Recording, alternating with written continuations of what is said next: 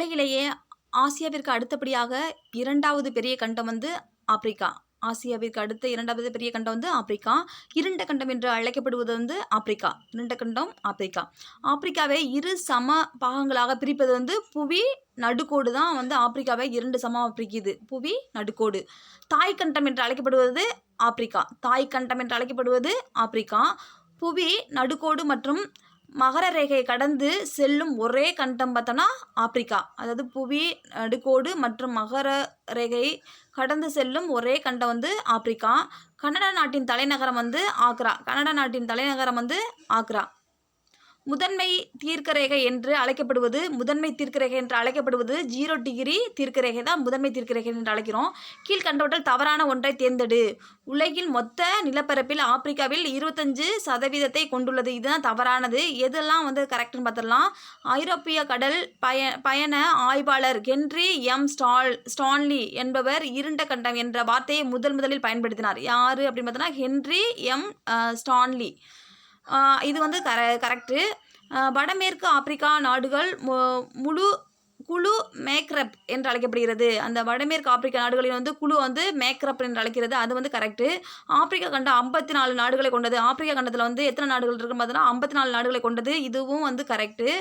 அப்போ வந்து எது தவறானதுன்னா உலகின் மொத்த நிலப்பரப்பில் வந்து ஆப்பிரிக்கா வந்து 25% கொண்டுள்ளது. அதுதான் வந்து தவறானது.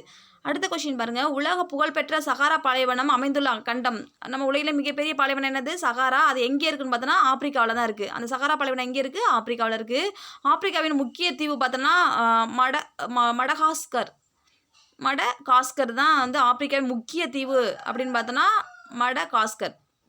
சகாரா பாலைவன பகுதியில் மிக உயரமான சிகரம் பார்த்தோன்னா மவுண்ட் கவுசி. அது சகாரா பாலைவன பகுதியில் உள்ள உயரமான சிகரம் பார்த்தோன்னா மவுண்ட் கவுசி. சகாராவின் ஆழமான பகுதி வந்து கட்ரா ஊது பள்ளம். சகாரா ஆழமான பகுதி பார்த்தோன்னா கட்டரா ஊது பள்ளம். சஹேல் என்பது வெப்பமண்டல சவான பகுதி. சஹேல் என்பது வெப்பமண்டல சவான பகுதி தான் சஹேல்ங்கிறோம். சவானா புல்வெளி எந்த கண்டத்தில் அமைந்துள்ளது அப்படின்னு பார்த்தோன்னா ஆப்பிரிக்கா கண்டத்தில் அமைந்துள்ளது. நெக்ஸ்ட்டு திறந்தவெளி மிருகக்காட்சி சாலை என்று அழைக்கப்படுவது. திறந்தவெளி மிருகக்காட்சி என்று அழைக்கப்படுவது வந்து சவானா பகுதியில் உள்ள செரன்கேட்டி சமவெளி. திறந்த வெளி வந்து மிருகக்காட்சி பார்த்தோன்னா சவானா பகுதியில் உள்ள செரன்கேட்டி சமவெளி. ஆப்பிரிக்காவின் மிகப்பெரிய நன்னீர் ஏரி பார்த்தோன்னா விக்டோரியா ஏரி. ஆப்பிரிக்கா பற்றி பேசுகிறோம். ஆப்பிரிக்காவின் மிகப்பெரிய நன்னீர் ஏரி பார்த்தோன்னா விக்டோரியா ஏரி. உலகிலேயே மிகப்பெரிய நன்னீர் ஏரி பார்த்தோன்னா சுப்ரீவர் ஏரி. அதாவது ஆப்பிரிக்கா மிகப்பெரிய நன்னீர் ஏரினா நன்னீர் ஏரி தான், அதுவும் விக்டோரியா ஏரி. உலகிலே மிகப்பெரிய நன்னீர் ஏரி பார்த்தோன்னா சுப்ரியர் ஏரி. உலகிலேயே ஆழமான மற்றும் அதிக நீளம் கொண்ட நன்னீர் ஏரி பார்த்தோன்னா டான்கானிகா ஏரி. டான்கானிகா ஏரி தான் வந்து உலகிலே ஆழமான மற்றும் அதிக நீளம் கொண்ட நன்னீர் ஏரி. கீழே அடுத்த நெக்ஸ்ட் கொஸ்டின் தவறான ஒன்றை தேர்ந்தெடு. எது தவறானு பார்த்துருவோம். கலக்காரி பாலைவனம் ஆஸ்திரேலியாவில் உள்ளது. அதுதான் தவறு. அப்போ வந்து எது கரெக்ட்னு பார்த்துருவோம்.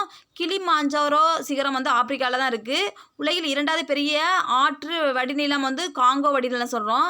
தென்னாப்பிரிக்காவின் செம்மறி ஆடு வளர்ப்பு தானே காருக்ஸ் என்று அழைக்கப்படுகிறது. அந்த தென்னாப்பிரிக்காவில் செம்மறி ஆடு வளர்க்குறால அதுக்கு பேர் என்னென்னு பார்த்தோன்னா காருக்ஸ் என்று அழைக்கப்படுகிறது. இதில் எது தவறானது பார்த்தோன்னா கலக்காரி பாலைவனம் ஆஸ்திரேலியா உள்ளது. அதுதான் தவறானது. உலகில் மிக நீளமான நதி வந்து நைல் நதி. ஆப்பிரிக்காவின் ஆறுகளின் தந்தை என்று அழைக்கப்படுவது வந்து நைல் நதி. எகிப்தின் நன்கொடை என்று அழைக்கப்படுவது நைல் நதி. ஆப்பிரிக்காவின் வாழ்வாதார நதி என்று அழைக்கப்படுவது வந்து சாம்பசி ஆறு. ஆப்பிரிக்காவில் வந்து நீளமான நதி நைல் நதி. ஆப்பிரிக்காவின் ஆறுகளின் தந்தை சொல்கிறது நைல் நதி. எகிப்தின் நன்கொடை என்று அழைக்கப்படுவது நைல் நதி. ஆப்பிரிக்காவின் வாழ்வாதார நதி என்று அழைக்கப்படுவது வந்து பார்த்தோன்னா சாம்பசி ஆறு. ஆப்பிரிக்காவின் 2வது பெரிய ஆறு வந்து காங்கோ ஆறு. ஆப்பிரிக்காவின் 2வது பெரிய ஆறு வந்து காங்கோ ஆறு. இதுலேயும் தவறான ஒன்றை தேர்ந்தெடுத்து சொல்லியிருக்காங்க. ஆப்பிரிக்கா கண்ட 25% கடலானது. அதுதான் தவறு. எதெல்லாம் இப்போ ரைட்டுன்னு பார்த்துருவோம். புவியின் அணிகலன் என்று உலகில் பெரும் அதனை மருந்தகம் என்று அழைக்கப்படுவது வெப்பமண்டல மலைக்காடுகள் தான். நம்ம வந்து உலகின் இதனை பெரும் மருந்தகம் என்று அழைக்கிறோம். எதை? வெப்பமண்டல மலைக்காடுகள். அது கரெக்டு. சகாரா பாலைவனத்திலிருந்து மத்திய தரைக்கடல் நோக்கி வீசும் காற்று வந்து சிராக்கோன்னு சொல்கிறோம். சகாரா பாலைவனத்திலிருந்து மத்திய தரைக்கடல் நோக்கி வீசும் காற்று வந்து சிராக்கோன்னு சொல்கிறோம். கார் மாட்டன் என்பது புழுதி தலைக்காற்று. அந்த கார் மாட்டன் என்பது ஒரு புழுதி தலைக்காற்று. இது எல்லாம் கரெக்டு. எது தவறானதுன்னா மொதல் கொஸ்டின்லையும் தவறானது இதே கொடுத்துருந்தாங்க. ஆப்பிரிக்கா கண்டம் வந்து 25% காடுகள். கொஸ்டினில் இது இருந்தால் இதை டிக் அடிச்சுதுங்க. ஆப்பிரிக்கா கண்டம் வந்து 25% காடுகள் கூற்றுகளானது இது தவறான கூற்று. ஆப்பிரிக்காவின் முக்கிய பணப்பயிர் வந்து ஆப்பிரிக்காவின் முக்கிய பணப்பயிர் வந்து பருத்தி. ஆப்பிரிக்காவுக்கு முக்கிய பணப்பயிர் வந்து பருத்தி. கோகோவின் முதன்மை உற்பத்தியாளராக திகழ்வது வந்து கானா. கோகோவின் முதன்மை உற்பத்தியாளராக திகழ்வது கானா. சரியான ஒன்றை தேர்ந்தெடுத்து கொடுத்துருக்காங்க. எது சரியான பார்த்துருப்போம். ஆப்பிரிக்காவின் அதிக மக்கள் தொகை கொண்ட நாடு பார்த்தோன்னா நைஜீரியா. இது வந்து கரெக்டு. சரியா? எதெல்லாம் தப்பு கரெக்டாக மட்டும் பார்த்துக்குவோம். ஆப்பிரிக்காவில் வந்து அதிக மக்கள் தொகை கொண்ட நாடு வந்து நைஜீரியா.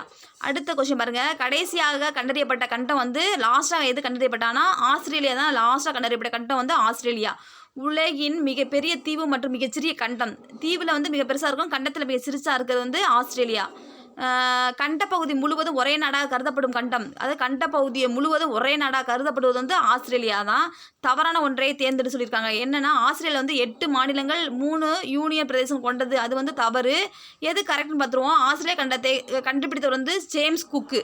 ஜேம்ஸ் குக் வந்து ஆஸ்திரேலியா கண்டத்தை கண்டுபிடித்தவர் வந்து ஜேம்ஸ் குக்கு. மகர ரேகை ஆஸ்திரேலியா வந்து கண்டத்தை 2ஆக பிரிக்கிறது. இது கரெக்டு. ஆஸ்திரேலியாவின் தலைநகர் வந்து கான்பெரா. அடுத்த நெக்ஸ்ட் கொஸ்டின் பாருங்கள். கீழ்கண்டதில் எது தவறுன்னு கேட்டிருக்காங்க. ஆஸ்திரேலியா கண்டம் வந்து 1880 கண்டுபிடிக்கப்பட்டது. இது தான் தவறு. அப்போ எதெல்லாம் கரெக்டுன்னு பார்த்துருவோம். ஆஸ்திரேலியா கண்டம் வந்து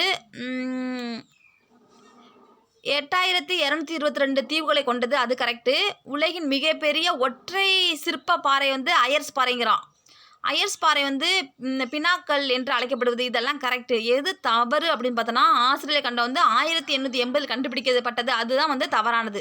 நெக்ஸ்ட் கொஸ்டின். ஆஸ்திரேலியாவின் மிகப்பெரிய பாலைவனம் பார்த்தோன்னா பெரிய விக்டோரியா பாலைவனம்.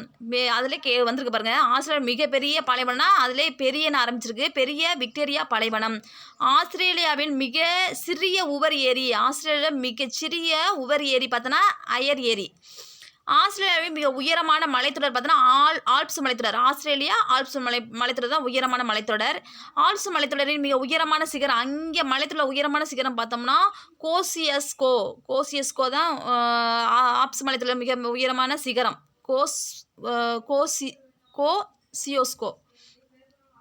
உலகில் மிகப்பெரிய மற்றும் ஆழமான ஆர்டியன் படுகை எங்கு உள்ளது அப்படின்னா ஆஸ்திரேலியா. உலகில் மிகப்பெரிய மற்றும் ஆழமான ஆர்டியன் படுகை எங்கு உள்ளதுன்னா ஆஸ்திரேலியா.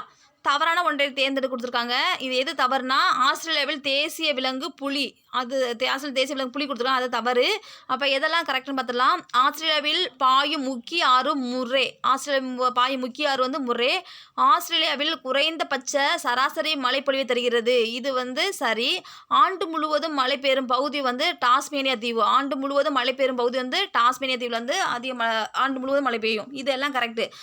எது தவறுனா ஆஸ்திரேலியாவில் தேசிய விலங்கு புலி சொல்கிறது தவறு. அடுத்த கொஸ்டின் பாருங்கள். இதுவும் தவறான ஒன்றை தேர்ந்தெடுக்க தான் கொடுத்துருக்காங்க.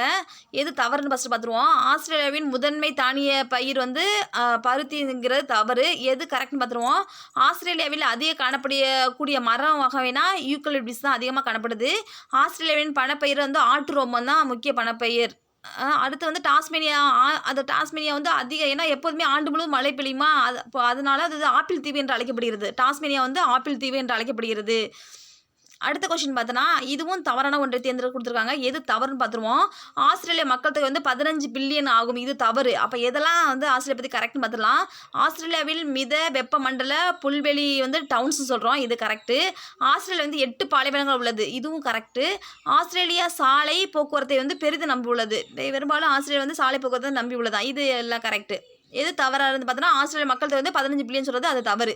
பூர்வீக மக்கள் இல்லாத கண்டம் வந்து அண்டார்டிகா. அங்கே பூர்வீக மக்கள் இருக்க முடியாது. அதுதான் வந்து அண்டார்டிகா. எந்த ஒரு நாடும் இல்லாத கண்டம் அண்டார்டிகா. எந்த ஒரு நாடுமே இல்லாத கண்டம் வந்து அண்டார்டிகா. உலகில் 5வது பெரிய கண்டம். 5வது பெரிய ஃபஸ்ட்டு வந்து ஆசியா. 5வது பெரிய கண்டம் எது கேட்டிருக்காங்க அண்டார்டிகா. டிரான்ஸ் அண்டார்டிகா மலைத்தொடர் எந்த கண்டத்தை இரு சம பாகங்களாக பிரிக்கிறதுனா அண்டார்டிகா. இந்த டிரான்ஸ் அண்டார்டிகா மலைத்தொடர் வந்து எதை பிரிக்குதுன்னு பார்த்தோன்னா அண்டார்டிகா வந்து இரு சம பாகமாக பிரிக்குது. அண்டார்டிகா கண்டம் எவ்வாறு அழைக்கப்படுகிறதுனா அறிவியல் கண்டம். அண்டார்டிகா கண்டம் வந்து அறிவியல் கண்டம் சொல்கிறோம். வெள்ளை கண்டம் என்று அழைக்கப்படுவதும் அண்டார்டிகா தான். வெள்ளை கண்டம் என்று அழைக்கப்படுவதும் அண்டார்டிகா. Next question. அண்டார்டிகா கண்டத்தில் சூரியன் ஒருபோதுமே உரிக்காத மாதம், எப்போதுமே சூரியன் வராத மாதம் பார்த்தோன்னா மே ஜூன் ஜூலை தான் வந்து சூரியன் வந்து ஒருபோதுமே உதிக்காத மாதங்கள். அண்டார்டிகா கண்டத்தில் சூரியன் ஒருபோதுமே மறையாம எப்போதுமே இருக்கிற மாதம் பார்த்தோம்னா டிசம்பர், ஜனவரி, பிப்ரவரி. அண்டார்டிகாவில் உள்ள உயரமான சிகரம் வந்து வின்சன் மாசிப். அண்டார்டிகாவில் உள்ள உயரமான சிகரம் பார்த்தோன்னா வின்சன் மாசிப். அபாரிசின்கள் எனப்படும் உலகில் மிகப்பெரிய லாம்ப்ரட் பனியாறு எந்த கண்டத்தில் உள்ளது? உலகில் மிகப்பெரிய லாம்ப்ரட் பனியாறு எந்த கண்டத்தில் உள்ளது பார்த்தோன்னா லாம்ப்ரட் வந்து அண்டார்டிகா. அடுத்த நெக்ஸ்ட் கொஸ்டின் தவறான ஒன்றை தேர்ந்தெடுக்க கொடுத்துருக்காங்க. எது தவறுன்னு பார்த்துருவோம். பெண் குயின் பறவைகளால் பறக்க இயலும் போட்டிருக்காங்க. பெண் குயில் வந்து பறக்காது. அப்போ எது வந்து கரெக்ட்னு பார்த்துலாம். அண்டார்டிகாவில் கனிமங்கள் வந்து வெட்டி எடுக்க அனுமதி இல்லையா, அது கரெக்டு. அண்டார்டிகாவில் உள்ள மிகப்பெரிய ஆராய்ச்சி நிறுவனம் வந்து மெக்முர்டா, அதான் அங்கே உள்ள பெரிய ஆராய்ச்சி நிறுவனம். முதலில் வந்து அண்டார்டிகாவில் அமைக்கப்பட்ட முதல் அறிவியல் ஆராய்ச்சி மையம் பார்த்தோன்னா தட்சின் கங்கேத்ரி, இது கரெக்டு. தவறான ஒன்றை தேர்ந்தெடு.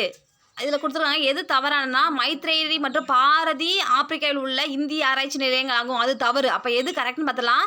இளஞ்சிவப்பு, சிவப்பு மற்றும் பச்சை நிற ஒளியின் கலவை தான் அரோரான்னு சொல்கிறோம். அரோரா வந்து பொரியாலிஸ் வந்து அலாஸ்காவில் காணப்படுது. அரோரா ஆஸ்ட்ராலிஸ் நியூசிலாந்தின் பாக்லாந்து தீவுகளில் காணலாம். இதெல்லாம் கரெக்டு. அடுத்த கொஸ்டின் பாருங்கள். ஆஸ்திரேலியாவின் மேற்கு மற்றும் கிழக்கு நோக்கி ஆறுகள் பிரிக்கும் மலைத்தொடர். ஆஸ்திரேலியாவின் மேற்கு மற்றும் கிழக்கு நோக்கியும் ஆறுகளை பிரிக்கும் மலைத்தொடர் வந்து பெரிய பிரிப்பு மலைத்தொடர். கல்குர்லி சுரங்கம் கனிமத்திற்கு புகழ்பெற்றது வந்துன்னா கல்குர்லினா என்னது? தங்கம். அட்லஸ் மலை எந்த கண்டத்தில் உள்ளது? ஆப்பிரிக்கா. அட்லஸ் ஆப்பிரிக்காவில் கண்டத்தில் இருக்குது. மைத்ரி ஆராய்ச்சி நிலையம் எந்த கண்டத்தில் உள்ளதுன்னா அண்டார்டிகா. மைத்ரி ஆராய்ச்சி நிலையம் வந்து அண்டார்டிகாவில் இருக்குது. உலகின் 2வது பெரிய வறண்ட நிலப்பரப்பை கொண்ட கண்டம் பார்த்தோன்னா ஆஸ்திரேலியா. உலகில் 2வது பெரிய வறண்ட நிலப்பரப்பை கொண்ட கண்டம் வந்து ஆஸ்திரேலியா. இந்தியாவில் உள்ள மாநிலங்கள் மற்றும் யூனியன் பிரதேசங்கள் எண்ணிக்கை 28 மாநிலங்கள், 9 யூனியன் பிரதேசங்கள்.